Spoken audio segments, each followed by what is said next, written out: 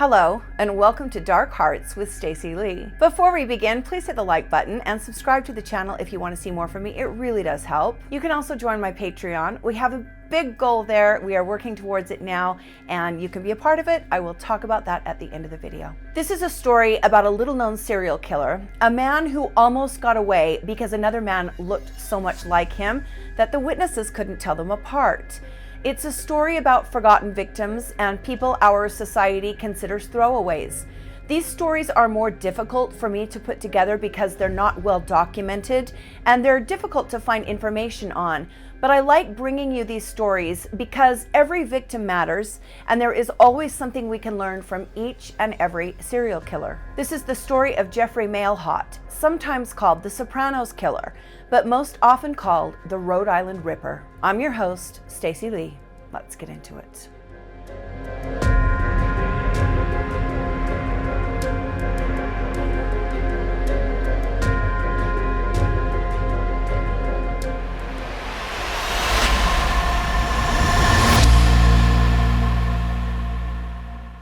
A woman known only as Jane Smith is walking the streets. Jane is someone who struggles with addiction, and she was in an area known as a place you could buy drugs. She also made her money as a sex worker. A man in an SUV approached Jane and asked her if she wanted to party. In that world, that's code for he wants to pick her up for her services. Jane said yes, and the man opened the passenger door and Jane got inside. About an hour later, several calls came into 911 dispatch.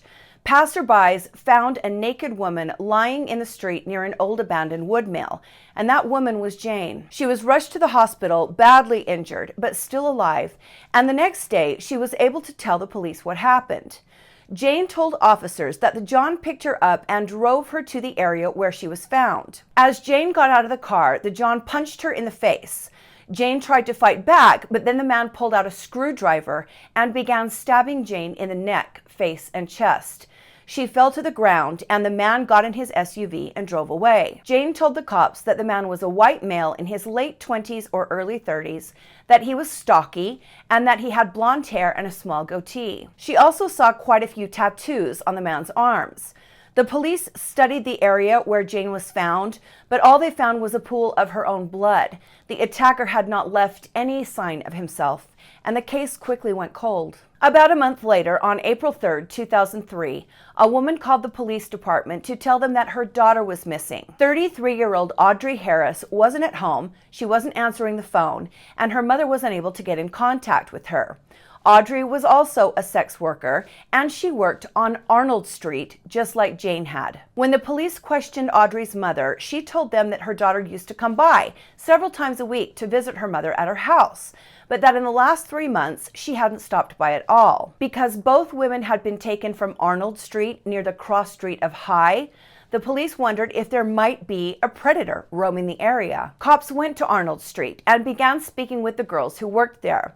None of them were able to tell the police anything that helped. They hadn't seen anything, they hadn't heard anything unusual. Just like with Jane's case, Audrey's soon went cold. Of course, the major difference was that Jane survived and Audrey was still missing. There was no body, and perhaps she wasn't missing at all. They just didn't have enough information to make a determination of any kind at that time. Around a week later, on April 11th, 2003, the police learned that this woman, Christine Dumont, had been viciously attacked as well. Like Jane and Audrey, Christine was a sex worker, and yes, she too worked near High and Arnold Street.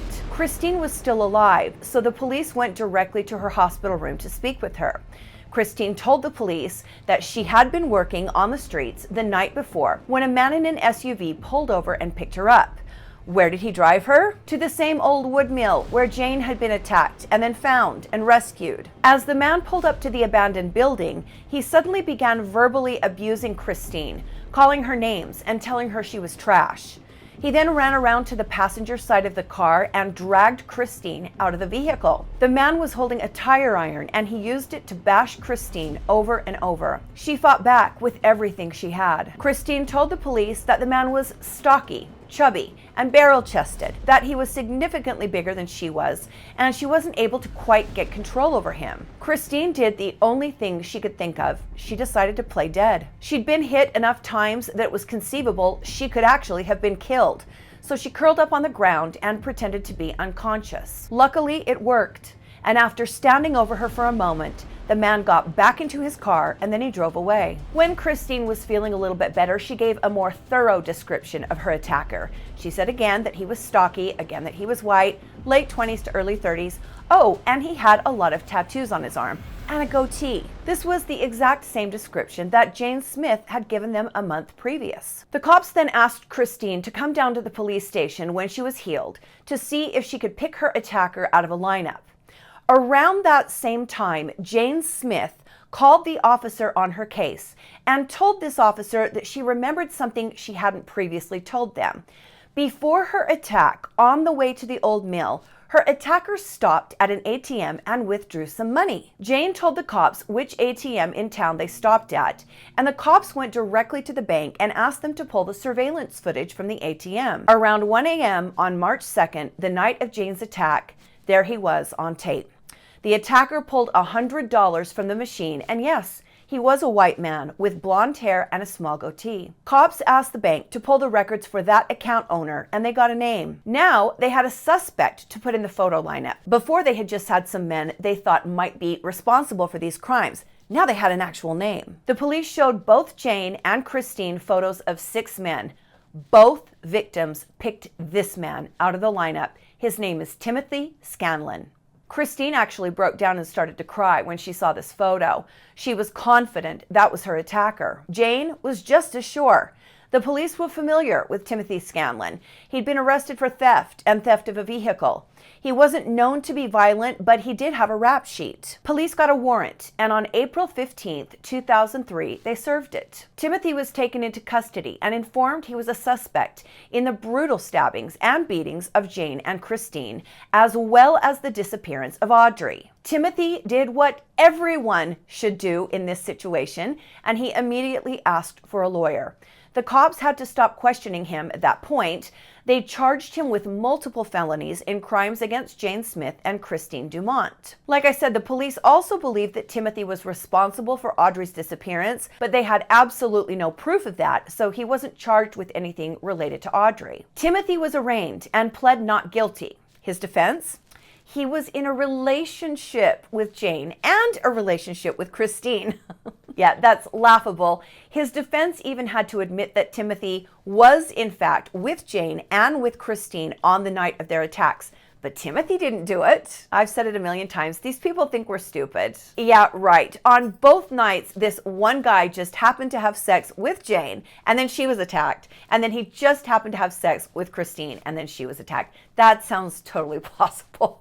At his arraignment, the judge denied Timothy bail, and he was left to sit in prison until his trial. Prosecutors spoke with Christine. She was ready and willing to testify. This attack seemed to kind of flip a switch in Christine. She said she was done with sex work. She wanted to turn her life around and to get a new start. She also wanted to help put Timothy in prison. Now, Jane was a different story. She was terrified of Timothy, and she was equally terrified of testifying in court. She told the police that she would not testify, that she just wanted to forget about the entire event and move on. The prosecution knew that Christine's testimony would now be paramount. It was really their entire case. The attorneys worked to build their case against Timothy, and his trial was calendared. But then, everything fell apart.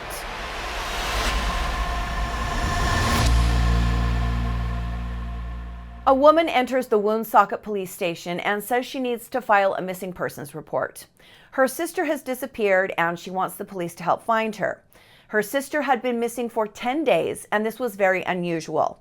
This woman said that her sister was always in contact with the family, and she hadn't even come by to pick up her welfare check. She would have absolutely needed that. She needed the money. The police asked the woman who her sister was, and it was Christine Dumont. As soon as they put the missing persons report into their system, it popped up that Christine was set to be the most important witness in this upcoming trial. Immediately, cops informed prosecutors that their witness had gone missing, and the police went to talk to Timothy in prison.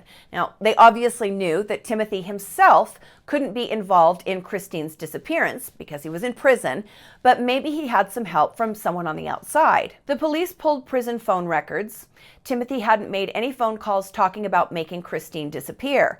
They spoke with his family and known friends, but couldn't get any type of proof that Timothy had a hand in Christine going missing. Then the police investigated Christine's life and learned that sadly, despite being adamant about staying off the streets and wanting to turn her life around, she had in fact gone back to sex work, and she was working the night she vanished. Cops spoke with other women who worked on Arnold Street, but none of them had seen anything unusual around the time of Christine's disappearance. So not only had their case against Timothy fallen apart, but now they had to wonder, did they have a second dangerous predator on the streets? That question was answered for most people on July 4th, 2004. A man named James Nelson contacted the police and told them that his girlfriend, Stacy Goulet, was missing. James said he had been partying with Stacy that night out celebrating the 4th of July, where they'd been on Arnold Street. James tells the police that he needed a cigarette, but he didn't have any on him. So he told Stacy to stay put, and he went inside one of the bars to bum a cigarette off of someone. When he came back, Stacy was gone. James claimed that he figured Stacy had gone to the bathroom or maybe to look for cigarettes herself, and so he waited.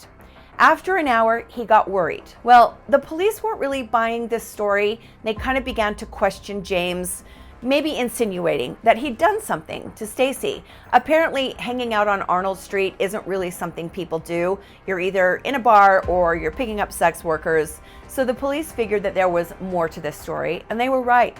As they continued to question James, he came clean. James was Stacy's boyfriend, but he was also her pimp. He said he actually did go to find a cigarette, and that when he came back, Stacy was gone, and he assumed she'd been picked up by someone who had hired her. The police asked James why he'd lied, and he said he wanted to protect Stacy's reputation, that he didn't want everyone to find out what she did for work. The police questioned James for quite some time, but in the end, they were convinced he had nothing to do with Stacy's vanishing. So they went to her mother, who told them that yes, she was already aware of what Stacy did for work. Her mother said she'd spoken to her daughter many times, telling her to stop, that it was too dangerous, but Stacy continued. Now the police had 3 missing women, Audrey, Christine, and Stacy. They'd all disappeared from the area of Arnold and High Street. At this point, it was staring them in the face. They had a repeat offender, and he was taking women who were walking the streets. They knew that Timothy Scanlon couldn't have anything to do with Stacy's disappearance, and they were convinced he hadn't had anyone else make Christine disappear.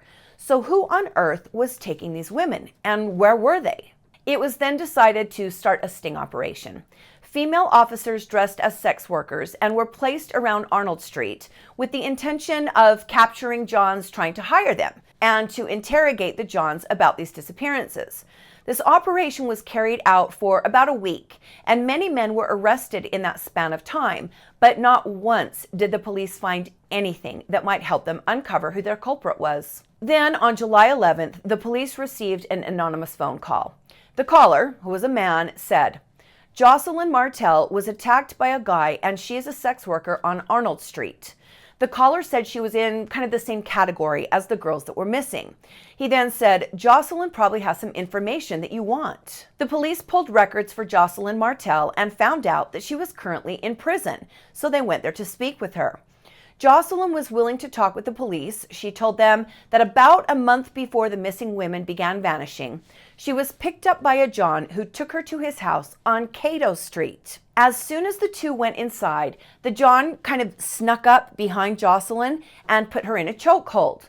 Jocelyn said she fought with everything she had, and she was able to get free of this man's grip, and she ran for her life. Jocelyn told the police this guy was calm, and she felt like he'd done this many times before. He had attacked her in a manner that she felt was practiced. She then gave the police a description of her attacker. She said the man was white, in his late 20s or early 30s. He had very short hair, almost a buzz cut, and kind of a goatee. The police asked Jocelyn if she could remember the address the man had taken her to, and she said no, but she could describe the house to them, and she knew that it was on Cato Street. Jocelyn proceeded to describe this house here, a large, white, multi-family home with green shutters and trim and a white picket fence around the border. So officers went to Cato Street and began to drive it looking for a house that fit that description. They found it very easily. There it was at 221 Cato Street, the exact house Jocelyn had described to them. The police then pulled electric bills for all of the people living at the residence in different units. And from there, they went to the driver's license division to get photos. They also pulled criminal records for all of the residents in that building and found that this woman, Tess Morris, had filed a police complaint against one of the residents at this home, and she claimed he had attacked her. The police located Tess Morris, and she told them her story. She said that on February 15th, she remembered it because it was her birthday. She'd gone out to celebrate at a local bar. She sat down and ordered a drink, but when she went to pay for it, a man walked up behind her and said he would pay for her drinks. Tess ended up spending the evening in the bar with the man, and they talked for hours, getting to know each other better. Tess said that the man was friendly and average looking. There wasn't anything unusual or scary about him. At the end of the night, the two agreed to go to the man's house together. When they got there, Tess told the man that she needed a washcloth. He said, "Oh, there's some over there in the drawer." As Tess went to get one, and while she had her back turned to this man, he grabbed her from behind and put her in a chokehold. At first, Tess thought the man was messing around with her, but quickly realized he wasn't. She wasn't able to breathe, and she fought back viciously, scratching the man around his eyes. Tess said she knew she had to get this man off of her because she was starting to lose consciousness, and she knew she was running out of time. She picked up both of her legs and put her feet on the wall, bracing herself against the wall, and then pushed back as hard as she could until the man was bent over backwards over the top of his stove. He was forced to ease up on her neck a bit, and when he did, she screamed, "Please, my daughter, I've got to see my daughter again." This triggered something in the man, and he immediately let her go. He grabbed her by the back of the neck and dragged her to his front door and said, "If I ever see you outside again, I'll kill you." Tess felt lucky to have escaped with her life, and she did file a police report. The cops asked her to give a description of her attacker, and I bet you'll never guess what she said. He was a white man, late 20s, early 30s, stocky, chubby, short cropped hair, and a goatee. The next day, the day after they interviewed Tess, the request for the electrical bills came back, and the police went over those records, comparing them with those from the driver's license division. There, looking back at them, was a white male in his early 30s with very short hair, and his name was Jeffrey Mailhot. The police ran a background check on Jeffrey, and they were shocked to find out he was totally clean. Jeffrey had no prior arrests for anything at all, not even a traffic ticket, let alone violent offenses. I want you to look at these two photos and see just how similar these two men look, Timothy Scanlon and Jeffrey Mailhot. They could be brothers. It's really scary, isn't it? This is why we hear so much about eyewitness testimony being the least valid or reliable form of witness identification. A lot of people simply look alike. Jeffrey Mailhot was described by people who knew him as a very nice young man. He was quiet and he was very shy, and his landlord even told the media that he thought police were setting Jeffrey up. Jeffrey was a great tenant who paid his bills on time. He was clean. He was conscientious. People in the area were stunned to learn he'd been accused of something so violent. But we see this over and over.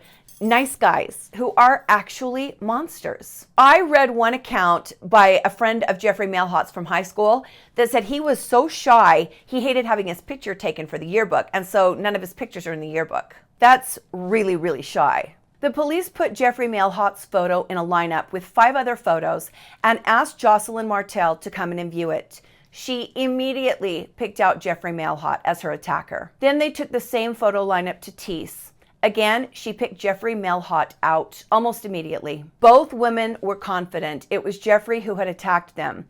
The police took all of their evidence to a judge who, after reviewing it, agreed, and he signed an arrest and search warrant. On July 17th, 2004, the police arrived at the White House with the green shutters and trim, and they surrounded the property. Jeffrey Mailhot came out of his front door and was taken down to the ground and arrested. One of the officers said it was very satisfying to see Jeffrey so completely and utterly shocked at what was happening. Jeffrey was taken to the Woonsocket police station where an interrogation began. Other officers and a forensics team began to go through Jeffrey's house, which, contrary to what we often see, was immaculate. Jeffrey had everything organized in an almost OCD type manner. Everything was labeled, everything had its place. The glasses in the cabinet were perfectly spaced. One officer said it looked like someone had taken a ruler and spaced the glasses perfectly apart. The canned goods and the spices were lined up alphabetically. I do that too. Several of the officers even commented on how unusual it was for the home of someone suspected of doing such violent things to be so clean. But then they came to the bathroom. The bathtub was disgusting. It had a layer of filth on it, like a grimy substance that coated the entire tub, and the countertop was all in disarray. There were bathroom products and cleaning products scattered everywhere, dirty towels on the floor, and the toilet hadn't been cleaned in a very long time. Ugh, I hate a dirty bathroom. I can't with a dirty bathroom. One of the officers pulled out his flashlight and began to look more closely at the tub. He noticed a very dark spot on the bottom of the tub in the black grime. And then as he began to shine his light around the base of the tub, he noticed what appeared to be dried blood. This officer alerted the CSI team and they sprayed luminol around the area. It lit up like a Christmas tree. They pulled a test patch on the dark spot and it tested positive for human blood. As this investigation continued, Jeffrey Mailhot was back at the station and he was talking. Jeffrey tells the officers that, oh yes, I knew Teese and I know Jocelyn as well. We have dated.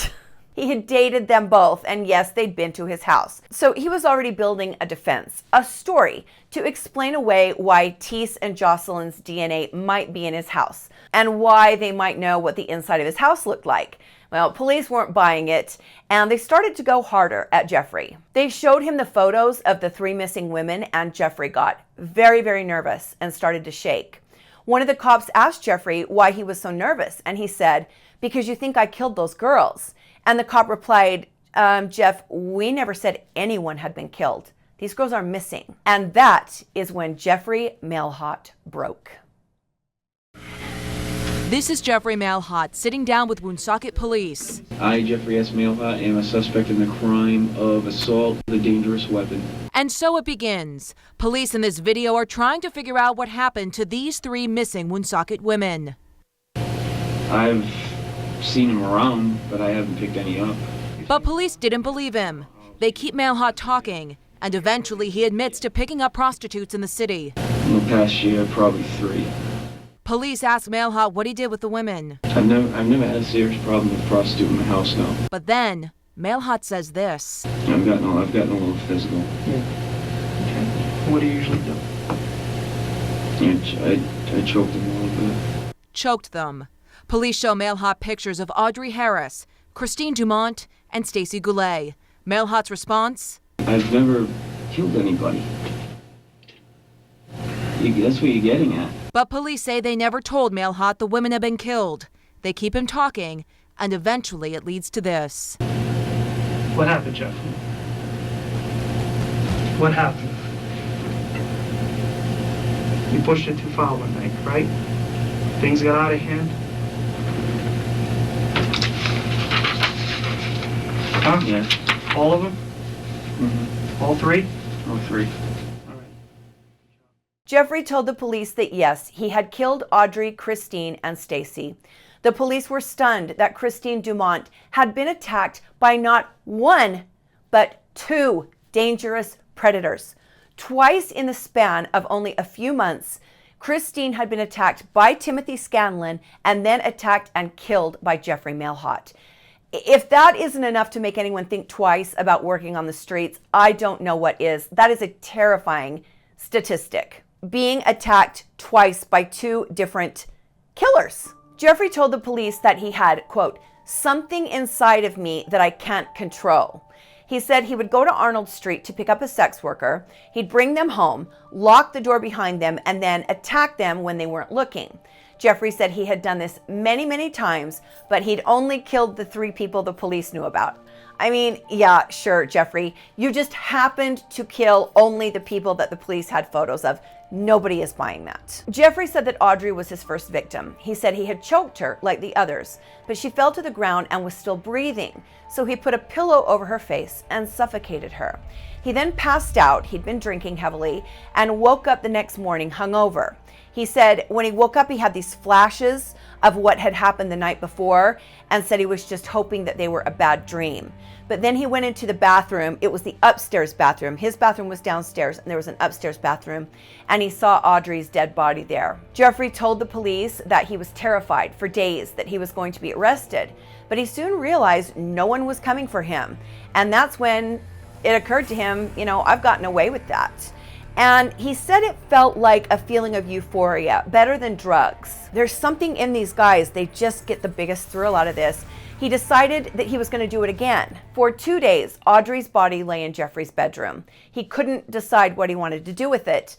And then he remembered something he had seen in an episode of The Sopranos, one of those episodes where the gangsters cut someone up with a handsaw. So he took Audrey back into the upstairs bathroom, the dirty one, and began to dismember her with a saw. He then told the police that later on he dismembered Christine and Stacy in the same manner. When this information got to the media, they began calling Jeffrey the Sopranos Killer. But as more information came out about the additional attack, the women who did get away, his moniker was changed to the Rhode Island Ripper. The police got a good look inside the psychology of Jeffrey Mailhot when he told them that the biggest thrill for him wasn't the actual killing, but the act of locking the women inside his house. He said that he loved knowing that they were trapped and they couldn't get away from him. We see this so much in these types of killers. They love having control over people. They love dominating them. They love that feeling of having absolute control over another person. The police asked Jeffrey what he had done with the dismembered bodies, and he told them that he had dumped them in different dumpsters around the town. So now the police knew that they had to go to the landfill and begin going through the mountains of trash. Officers and forensics unit members were sent to the local landfill, and it was sectioned off into units to begin searching. Back at Jeffrey's house, police found the saw purchased at Lowe's that Jeffrey had used to cut up the bodies. Then 10 days into this gruesome search, an officer going through garbage at the landfill found a black garbage bag full of human remains. The bag was taken to the medical examiner, who confirmed that the body was that of Stacy Goulet. The blood back at the house in the bathroom was later confirmed to be that of both Audrey Harris and Christine Dumont. But that blood is all that was ever found of those 2 women. The police were never able to locate their bodies at the landfill. Jeffrey Mailhot was charged with 3 counts of murder and 2 counts of aggravated assault on Jocelyn and Teese. On February 16, 2006, he pled guilty on 2 of those counts and was sentenced to life in prison plus 10 years. He's in Cranston at the Rhode Island Max Prison. I found him very easily on an inmate search. He's currently 53 years old and is first eligible for parole in 2047. He will be 76 years old at that time. So what happened to Timothy Scanlon? He was convicted for Jane Smith's attack. He got 50 years and continues to appeal his convictions. Timothy couldn't be charged with Christine's attack because after Jeffrey killed her, there was no one to testify. Can you believe that? One serial killer killed the witness in another serial killer's trial. It's mind-blowing. We talk about a lot of very bad people and terrible acts here on Dark Hearts, but there is something about these lesser-known cases that always bothers me. Not only are there so many more serial killers than the famous ones everyone has heard of, I just have to wonder how many nice guys who pay their bills on time and live in tidy houses are actually monsters, and we have absolutely no idea that they're there. Thank you for joining me today on Dark Hearts with Stacy Lee. Hit the like button and subscribe to the channel if you want to support me. You can also join my Patreon. We are raising money there to donate to police departments that have cold case DNA in storage that has never been tested. There are thousands of sexual assault kits sitting in refrigeration that have never been tested. They cost between $500 and $750 each. We would like to pick some cases, raise that money, and get those kits tested. The other thing that happens is we get that perpetrator's DNA in the system forever, and if they've committed other crimes, we might attach them to those crimes. You want to donate a couple bucks on Patreon? It keeps the episodes coming. And then we will do special event fundraisers. We're started on that now for the donations. I say this a lot, but I want you to know how much I appreciate you. I look forward to talking with you guys. I look forward to interacting with you. And I really enjoy the bonds that we're building here in the community. I do. Stay safe, my friends, and be kind to each other. And I will see you next time on Dark Hearts with Stacy Lee. Bye.